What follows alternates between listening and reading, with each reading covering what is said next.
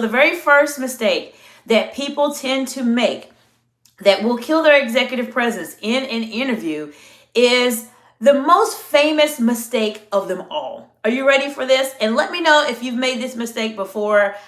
I want to hear from you and support you. But that mistake, the first mistake we're going to talk about, is over-explaining or rambling. And you might be wondering, well, I just need to tell them, right? You just need to tell them, right? You just need to explain and tell them everything you need to know. Well, yes, you do want to tell your hiring manager certain information that is pertinent to the position you are applying for. However, there's a way that you can go about explaining yourself without sounding like you are over-explaining or that you are just rambling.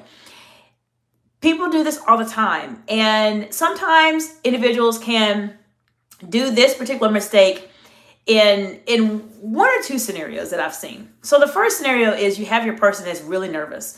Oftentimes people are nervous when they are in interviews. So let me know in the comments below. Have you ever been nervous in an interview? Have you ever been nervous in an interview? Let me know in the comments below.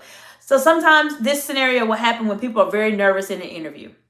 The second time this will happen is if you have very highly accomplished individuals. So a lot of the people that are in my target audience that are women in leadership, or perhaps that are subscribed to my YouTube channel that are not in the target audience, but they are very elevated leaders, then oftentimes we feel like we have to just share. We have to explain everything that we've done in our previous roles, and we may not necessarily have to say everything that we think we need to say.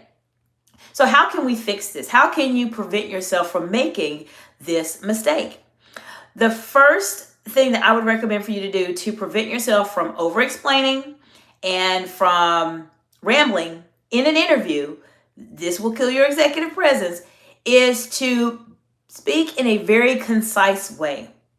And oftentimes people struggle with this. They're not exactly sure what to do. They hear speak in a concise way, shorten your answers and etc. But really, what does that mean? What does this mean? Now, if you want to receive some additional support in terms of going through your answers specifically to make them more condensed, then absolutely let me know in the comments below or reach out to me for an executive strategy session, and I will absolutely help you be able to learn more about being able to be more concise in your responses. But a good rule of thumb is when you're responding to interview questions, try your best to respond to interviewing questions within, I would say, 1 minute and 30 seconds to 2 minutes and 30 seconds.